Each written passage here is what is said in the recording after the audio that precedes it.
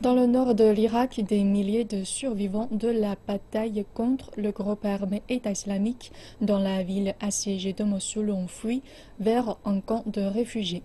Un responsable du camp affirme que plusieurs réfugiés souffrent de traumatisme psychologique, mais il n'y a que 12 psychologues disponibles pour les aider. Les détails dans notre reportage.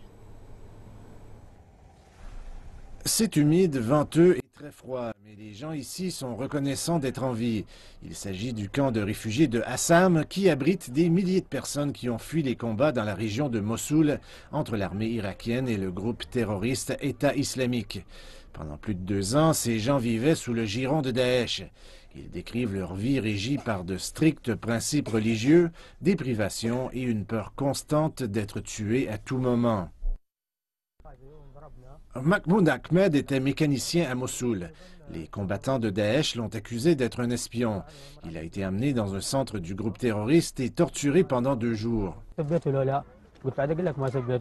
Un jour, ils sont venus avec des pinces et ont essayé de m'arracher les dents.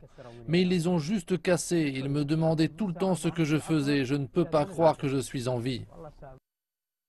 Daesh faisait régner la loi et l'ordre à Mossoul grâce à des menaces constantes d'exécution publique et d'amputation pour les personnes accusées de vol, selon cet homme.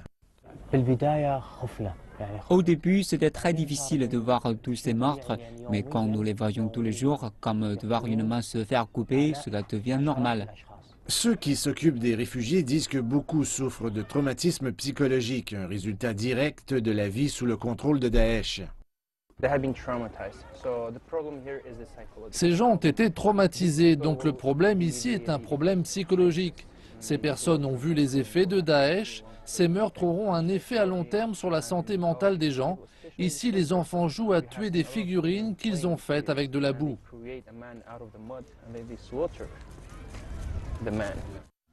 Pour ces milliers de personnes déplacées, il n'y a environ que 12 psychologues qui sont disponibles pour les aider. Il y a 9000 histoires ici, les souvenirs des vies vécues sous la loi brutale de Daesh. Mais même ici, en toute sécurité, certains ne peuvent échapper à la terreur. Cette femme qui se faisait appeler mère de Rahil a fui Mossoul il y a 2 semaines. Elle nous raconte comment son gendre a été tué par Daesh, abattu parce qu'il était policier. Il a été tué devant sa fille et son petit-fils. Lorsque nous l'interrogeons, son téléphone sonne. C'est sa fille et sa petite-fille toujours piégées à Mossoul.